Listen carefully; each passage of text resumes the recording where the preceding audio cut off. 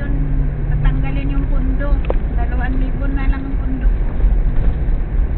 Kaya nga sabi mo, di ba malaki yung percent? Hindi yung percent. Ahead, turn Left left. nga yun eh. Ay, ibig sabihin, pinupunduhan nyo pala yung Oo. credit card. Hindi, depende sa may-ari. Kasi ako, wala naman akong property. Yung ibig sabihin kung may bahay ka, may Oo. ano ka. Kaya ang pera ang pinupundo ko. Oo, pinupundo pala. Ahead, turn right. Oo, parang debit card pala siya. Pag credit card, may ibang nagbabayad sa'yo. Ikaw Oo, sisingilan. sisingilan ka na lang. Back naman yun. Diyos ko na nakatakot pag ganyan may malalaki ano. Hindi kasya yan siya dito. Wala, may set ka tayo. Na baka tayo tumalon doon.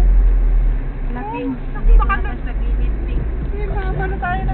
Doon ako takot sa ano eh. Baka tayo makanal eh. Matapat. Ang taas pa naman nun. Kasya. Nakita ko eh. Naku.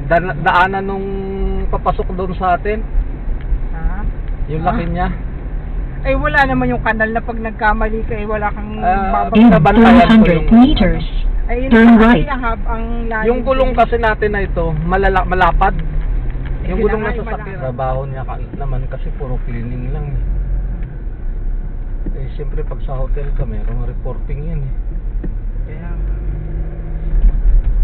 Kaya, siguro may mga stock na sa pinapagawa ng mga report. oo, yung staff niya nga raw, Taga-check nila. magawa sa Pilipinas. Kailangan marunong ka rin. Gano'n Pwede naman, nga. kahit nga sa opisina, bawa yung mga boss, hindi na sila ganun kaano. Kasi more on checking sila, hindi na sila actual na maggagawa.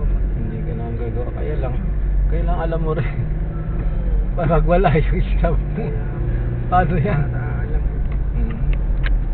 Importante na alam mo rin yan. Tsaka dapat importante rin talaga na marunong ka sa computer.